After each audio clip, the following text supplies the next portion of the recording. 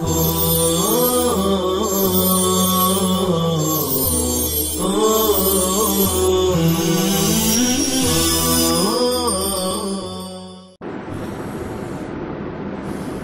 الله الرحمن الرحيم. مراتب التعديل، تعدیل کے مراتب. ودونه الثقة وحديثه صحيح إلا أنه دون الأول، ومثل هذا الراوي لا يحتمل تعدد الأسانيد عنه، فإذا روى حديثا فاختلف فيه عليه مع كون الطرق محفوظة إليه حكم عليه بالاضطراب والخطأ. ودونه الصدوق، ومن قيل فيه ليس به بأس، وحديث هذا الضرب جيد وحسن. ثم محله الصدق وصالح الحديث وشيخ وسط وسويلح، وهؤلاء يكتب حديثهم للاعتبار.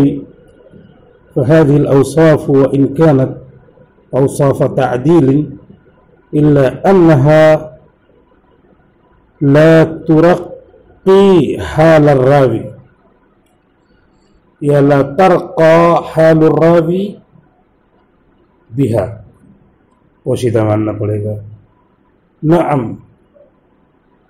ولا تطرح حدیثه، ولا تطرح حدیثه، ورنہ ولا يطرح حدیثه. سب عبارت جو ہے سازی ہو رہی ہے. هذا وقد يختلف المراد من الوصف من عالم إلى آخر، ولهذا يجب تحرير عبارات المتقدمين والأئمة النقاد وتتبع صنايعهم وصبر أقوالهم وأحكامهم في الرؤات. مراتب التعدیل کا عنوان ہے سبق کا ایک حصہ ہو چکا ہے، اس کا تکرار کروا دیتے ہیں، اس لیے کہ مغرب بعد تکرار ہوتا نہیں ابھی. تو اس سے پہلے اسئلۃ للمناقشہ آیا تھا، جس میں پورے سبق کو سوال کی شکل میں سمیٹ لیا ہے، اور اس سے پہلے کے سبق کا خلاصہ بیان کیا تھا کہ جو کچھ آپ نے پڑھا اس میں سے 4 باتیں خلاصے کے طور پر نکلتی ہیں. ایک بات تو یہ نکلتی ہے کہ امام ترمذی پر جو سہولت پسندی کا الزام ہے وہ بلا دلیل ہے. دعوی مجردۃ من الصحہ، امام ذہبی نے کہا ہے کہ وہ متساہل ہے تو وہ دعویٰ بلا دلیل ہے. دوسری بات یہ نکلی ہے کہ امام ترمذی امام جہبذ، عالم، ماہر، ایکسپرٹ، کیلیبر رکھنے والے، معتدل فی احکامہ، اپنے احکام میں میانہ رو، جرح و تعدیل، تصحیح تضعیف میں، یعنی معتبر ہیں گویا کہ تعدیل و تصحیح اور تجریح میں. ہاں جمہور کے مخالف حدیث نقل کریں تو پھر ان جمہور کی بات مانی جائے، ان کی بات نہیں مانی جائے. یا جرح مفسر آئے ان کے مقابل میں تو جرح مفسر کو مقدم کیا جائے. تیسری بات یہ معلوم ہوئی کہ حسن صحیح جہاں امام ترمذی کہتے ہیں تو اس کا مطلب یہ نہیں ہے کہ 5 شرطوں والی حسن صحیح ہو، اور حسن میں ایک شرط کم. اور چوتھی بات یہ معلوم ہوئی کہ امام ترمذی جو ہذا حدیث حسن کہتے ہیں تو اس کا بھی مطلب وہ نہیں ہے کہ اس میں 4 شرطیں پائی جائیں، بلکہ اس کا مطلب کیا ہے؟ اس کا مطلب یہ ہے کہ حسن العمل بھی، اس پر عمل برابر ہے، بہتر ہے، اسی لیے وہ ضعیف حدیث پر بھی ھذا حدیث حسن بول دیتے ہیں۔ اگلے سبق سے 4 باتیں خلاصے کے طور پر نکلی، پھر اس کے بعد سوال قائم کر دیا تھا، پھر اب مراتب التعدیل بیان کر رہے ہیں، جن میں مصنف نے فرمایا کہ تعدیل کے مرتبے الفاظ کے ذریعے جانے جائیں گے۔ ایک تعدیل کا مرتبہ سب سے اوپر ہے، وہ یہ ہے کہ تعدیل کے الفاظ کو ڈبل ڈبل کہا جائے، مکرر کہا جائے، جیسے کہا جائے کہ ھذا ثقۃ حافظ، یہ تعدیل کا اعلیٰ درجہ ہے۔ ھذا ثبت حجۃ، یہ مکرر کا ثبت اور حجہ سب کا درجہ وہی ہے اعلیٰ درجہ میں، لیکن الفاظ بدلے ہوئے ہیں۔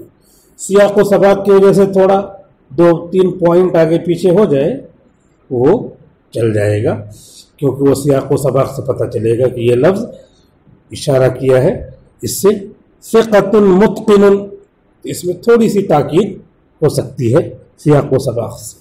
بقیہ یہ کہ اعلیٰ مرتبہ تعدیل کا اگر ظاہر کرنا ہو تو الفاظ تعدیل کو مقرر کہا جائے۔ ھذا ثقۃ ثقۃ، یعنی ھذا الراوی ثقۃ ثقۃ، یہ بتا دیا، اور اس کے بعد پھر کہہ رہے ہیں وَدُونَهُ الثِّقَةُ، اور ثقۃ سے نیچے ہے صرف الثقۃ۔ پہلے کیا کہا تھا؟ مقرر الفاظ، تو آخر میں کہا الثقۃ والثقۃ، یہ عدالت کا تعدیل کا اعلیٰ درجہ ہوگا، اور اگر کہا کہ ھذا الثقہ تو اس سے نیچے آ گیا تعدیل کا درجہ، یعنی تھوڑا سا اس میں اور کمی ہے۔ وحدیثہ صحیح، الثقہ کی حدیث صحیح ہوگی، جیسے الثقہ کی حدیث صحیح ہوگی، ایسے الثقہ سنگل مفرد مقرر نہیں، ان کی حدیث بھی صحیح ہوگی، لیکن دونوں میں درجہ بڑا رہے گا۔ ٹارچ جلائیں تو اس میں زیادہ روشنی الثقہ میں، اور الثقہ میں تھوڑی سی کم روشنی۔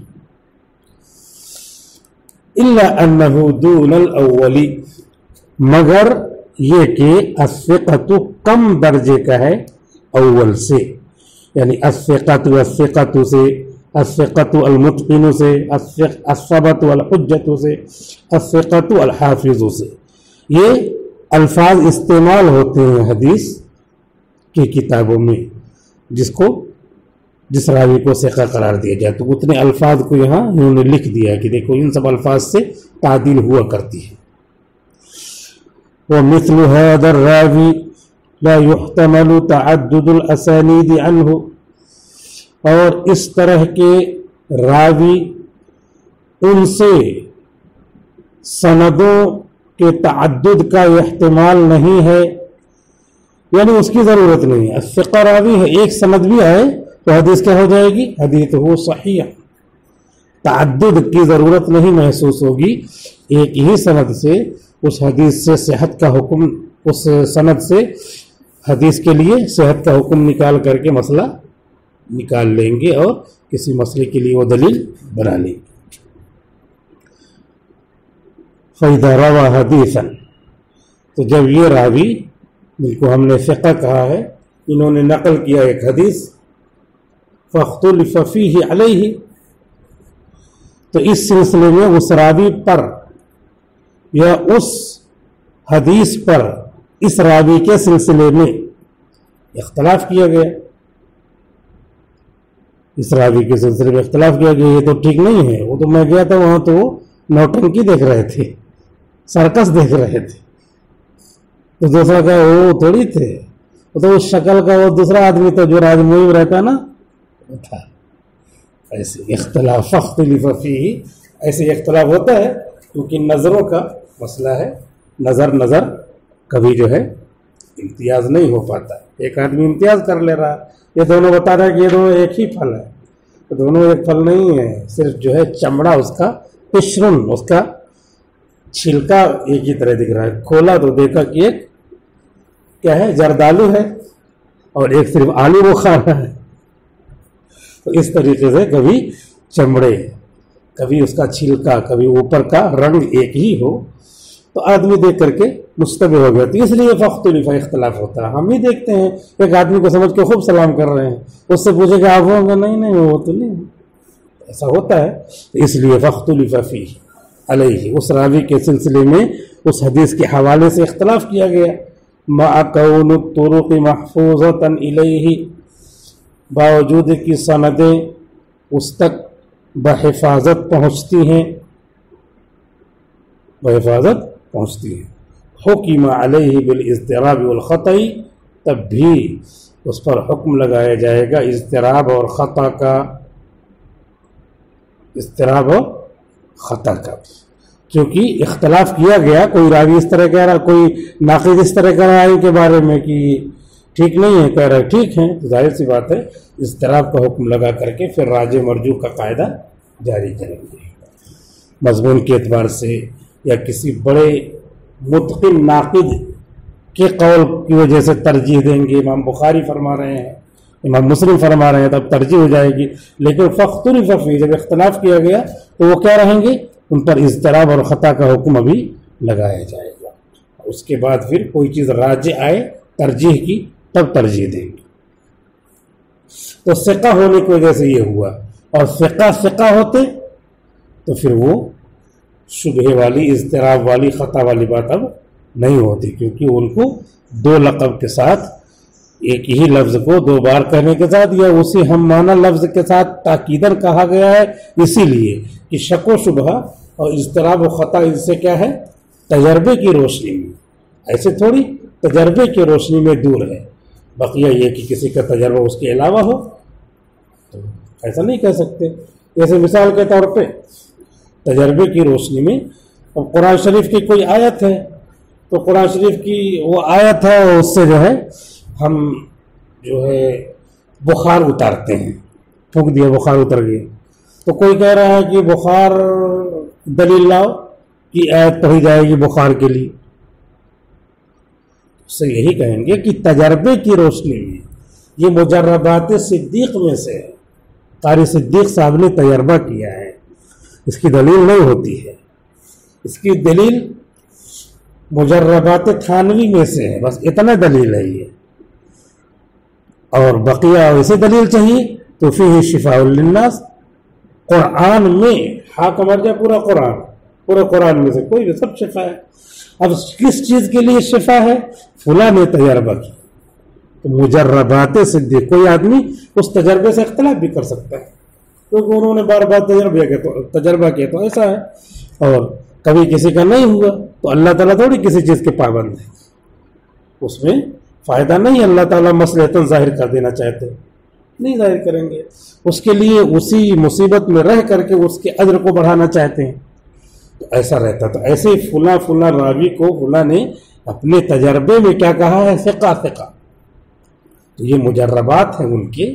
بقیہ کے اندر کوئی چیز چھپی ہو تو اب اس کا تو آدمی مکلف ہی نہیں، یہ تجربے کی بنیاد پر. اس لیے اس پر بھی اختلاف کیا جا سکتا ہے، لیکن علماء الثقہ کہنے کی وجہ سے اس کے سامنے جو جرح کی بات آئے گی وہ غیر معتبر ہوگی. لیکن الثقہ کے سامنے جرح کی بات آئے، کسی کو کہا ہے فاختلف فیہ علیہ، تو پھر اب اس پر اضطراب کا حکم لگایا جائے گا. اب کوئی قول تعدیل کا دوسرے کی طرف سے آئے جو بہت بڑا عالم ہو یعنی حدیث میں، تو پھر اس کی بات مان کر کے اس کو راجع کرا دیتے. تو ثقۃ اور الثقۃ دونوں میں یہ فرق بتانے کے لیے کہ الثقہ میں کوئی دوسری بات آئے جرح کی تو جلدی سے مانی نہیں جائے گی، اور اس میں مان لی جائے کہ حکم علیہ بالاضطراب. وَدُونَهُ الصَّدُوقُ، اور اس کو نیچے الصدوق ہے. سب سے اوپر کیا ہے؟ الثقۃ والثقۃ، اس کے نیچے الثقہ، اس کے نیچے الصدوق. اب ایسے اپنے کو قاعدہ سمجھ لینا، ذہن نشین کر لینا ہے. اسے نکلتا کیا حکم کیا ہوتا سب تفصیل یہاں جانیں گے تو یہ بھول جائے، تاکہ جب وہاں پر محدثین کلام کریں، شیوخ الحدیث گفتگو کریں حدیث پر اور کہیں کہ یہ راوی صدوق ہے، تو اپنے دماغ میں یہی ٹکرا ہے. یہ تعدیل کا جو تیسرے نمبر کا درجہ ہے، اوپر سے اعلیٰ، پھر اس کے بعد اوسط، اس کے بعد ادنا. یعنی تعدیل یہ بھی ہے، تو اپنے سمجھ میں آئے ہے کہ یہ ہے، پھر وہ جو گفتگو کریں گے پھر دوسرا کاٹ کرے گا، دوسرا محدث یہ حدیث تو اپنے سمجھ میں آتا رہے گا. کیوں؟ اس لیے کہ ہم کو ایک چیز سمجھی ہوئی ہے، اس کی نسبت سے، اس کی برکت سے دوسری چیزیں سمجھ میں آئے گا. اچھا یہ تو صدوق ہیں تو ان کی روایت کو، تعدیل کا تو نچلا درجہ ہے، ان کی روایت کو فلاں نے نہیں مانا، دوسری حدیث پیش کرتے ہیں. اگر وہ بولتے ہیں کہ اس کے سارے راوی ثقہ ہیں تو اپنے سمجھ میں خود ہی آئے گا. استاد کوئی ضروری نہیں ہے کہ بتائیں، وہ سمجھ رہے ہوں گے کہ یہ سب یاد ہے ان کو. سب کو نہیں یاد ہوگا، کسی کو یاد ہوگا تو اس کو مزہ آئے گا کہ ہاں دیکھو یہ ثقہ راوی پیش کیے، تعدیل میں ان کا اس سے اوپر کا درجہ ہے. تو اب ان کے قول کو ہم خود سمجھیں گے کہ ان کا قول وہ راجع ہو رہا. اچھا اسی پوری تقریر ختم ہو گئی اور ہمارا انتظار رہا کہ یہ تو صدوق سے احناف نے استدلال کیا ہے. ایسی حدیث جس کے راوی پر صدوق ہے، ایک آدھ راوی ہو تب بھی درجہ نیچے آ جائے گا، کیونکہ اس فن میں کیا ہے، اقل یقضی علی الاکثر. یہ نیچے والا کیا ہے، اوپر والے پر فیصلہ کر کے ختم کر دے گا اس کو. تو پھر اب ہمارے دل میں یہ اشکال باقی رہے گا آخر تک کہ احناف نے تو صدوق راوی سے استدلال کیا ہے اور شوافی نے تو ثقہ. تو باتیں پوچھ سکتے ہیں، لیکن بات اپنے کو پوری سمجھ میں آ جائے گی اور اشکال وہاں کنارے رہے گا. کبھی پوچھ سکتے ہیں کہ حضرت ایک بات پوچھنی ہے کہ ہمارا مسئلہ بھی سمجھ میں آ گیا کہ اس دلیل سے ہے، ان کا بھی مسئلہ سمجھ میں آئے گا اس دلیل سے، لیکن ان کے راوی کو آپ نے ثقہ بتایا جس کا درجہ ان سے اوپر ہے اور اپنے راوی کا صدوق. تو وہاں جو تقریر ہوگی وہ سامنے آئے گی، اگر کوئی تقریر ہوگی. نہیں تقریر ہوگی تو ان کو بھی مطالعہ کرنا پڑے گا. کیوں؟ اس لیے کہ ضروری نہیں کہ ہر چیز سمجھانے والے کے، پیش کرنے والے کے ذہن میں رہے، لیکن اب نکھر کر کے بات آئے گی کہ طالب علم بات تو صحیح کہہ رہا ہے کیونکہ اس کو یاد ہے. جس کو یاد ہے تو وہی تو پوچھے گا. اس لیے یاد رکھنا یہ جو ہے یہ اصول کی کتاب ہے، تو اصول ایسے ازبر ہونا چاہیے کہ الثقہ یہ تعدیل کا اوپر کا درجہ، اور اس کے بعد ثقہ کا درجہ، اس کے بعد صدوق کا درجہ، ودونہ الصدوق، اور اس کے نیچے صدوق راوی ہے. ومن قیل فیہ، اور جس راوی کے بارے میں کہا گیا ہے لیس بہ بأس، یہ بھی لفظ ہے صدوق کی کیٹیگری کا. صدوق کا ہم ایک لکیر کھینچ دیتے ہیں، اس پر بیٹھاتے رہتے الفاظ کو رکھتے چلے جائیں گے، تو یہ تیسرے درجے میں آئے گا. لیس بہ باس بھی لفظ صدوق کے برابر ہے. وہ حدیث هذا الضرب جید و حسن، اس طرح کے ضرب مانے نو طرح، وہ ضرب ادھر کو مارنا ہی نہیں ہوگا، راوی کو پکڑ کے مارنے کے گئے، اس طرح کے مارنے والے راوی یا جن کو مارا جائے ایسے نہیں ہوگا. وہ حدیث هذا الضرب، اور اس نوعیت کے، اس طرح کے راوی کی حدیث جید اور حسن ہوتی ہے. یہ 3 درجہ ہو گیا. چوتھا درجہ ثم محلہ الصدق، ایسے بولتے ہیں یہ راوی کے محلہ الصدق، یہ صدق کا محل ہے. صدوق تو بڑا ہو گیا، محلہ الصدق یعنی ہے سچ، آتا ہے پھر چلا جاتا ہے، آتا ہے چلا جاتا ہے. اور صدوق میں صفت کو اس کے ساتھ وابستہ کر دیا تو وہ درجہ بڑھا دیا. اب جو ہے اب نو نہیں پڑھائی جائے گی، لیکن تھوڑا سا اس کا اشارہ لے کر کے مسئلے بنائے جائیں گے، اصول حدیث کے، اصول فقہ کے اصول سمجھ میں آئیں گے اس سے. اب یہ لفظ اس سے نیچے درجے کا ہے الصدوق سے، محلہ الصدق وصالح الحدیث، یہ لفظ کسی راوی کے بارے میں کہیں گے یہ راوی کیا ہے، صالح الحدیث ہیں. صالح الحدیث جو کہا یہ چوتھے نمبر کا ہے. 3 نمبر تو ہو گیا نا، صدوق اور ثقۃ اور ثقہ، اور اس کے بعد یہ چوتھا نمبر ہے محلہ الصدق صالح الحدیث، اور بھی الفاظ آ رہے ہیں. شیخ وسط، متوسط درجے کے شیخ ہیں، لمبا کرتا پہن لیتے ہیں شیخ سعدی کی طرح. شیخ سعدی کو ایک جگہ دعوت ملی کھانا کھانے، کسی نے پوچھا نہیں، کچھ عام لباس میں چلے گئے تھے، کچھ نہیں پوچھا کسی نے، لنگی ونگی پہن کے چلے گئے. بزرگ لوگ تو ایسے رہتے ہیں، کوئی ادھر کھلا رہا کوئی ادھر کھلا رہا، ان کو سمجھ رہا ہے کہ یہ ایسے یہی کہیں کہ ہوں گے. کچھ بولے نہیں، واپس آ گئے. واپس آئے اور اس کے بعد بڑا سا جبہ پہنا، بڑی سی دستار لگایا، اور دستار لگا کر کے لاٹھی لیا، تسبیح لیا، اور وہاں سے روانہ ہوئے. اب دور ہی سے لوگ دیکھ رہے ہیں تو میزبان نے بھیجا، پوری گاڑی بھیجا، جاؤ استقبال کر کے استقبال کرو ان کا، لے کے آؤ. سب لوگ گئے، لے کر کے آئے اور الگ سے کمرے میں بیٹھایا، دسترخوان چنا گیا، دسترخوان چننے کے بعد پھر طرح طرح کے کھانے رکھے گئے، اس کے بعد کھانا آ گیا، طرح طرح کا ڈوما، اس میں سالن، یہ سالن، یہ سالن، وہ سالن، طرح طرح کا۔ اب مہمان نے کہا، میزبان نے، کہ اب شروع کیجیے۔ تو شیخ سعدی نے کیا کیا، کرتے کا جبے کا دامن لیا اور ڈومے میں ڈال دیا۔ کہہ رہے ارے حضرت یہ کیا کر رہے ہیں؟ تو شیخ سعدی نے کہا کہ اسی کی تو دعوت ہے، اسی کی تو دعوت ہے۔ کیا ہوا حضرت؟ کہا میری دعوت نہیں ہے، میں تو پہلے بھی آیا تھا، یہ جبے کی دعوت ہے، لکھا تو جتنا کھانا ہے تجھ کو۔ سب کو جو ہے سب کا دماغ صحیح کر دیا، تو اس طرح سبق سکھا دیا۔ شیخ وسط، تو یہ شیخ وسط ہوتے ہیں، جو بغیر جبے کے رہتے ہیں وہ شیخ کامل ہوتے ہیں۔ تو شیخ کامل تھے، شیخ وسط کی شکل میں لوگوں کو سمجھایا۔ سویلح، قریشن کے وزن پہ یہ چوتھے درجے کے لیے لفظ ہے، سویلح، صالح کی تصغیر۔ وقت پورا ہو گیا۔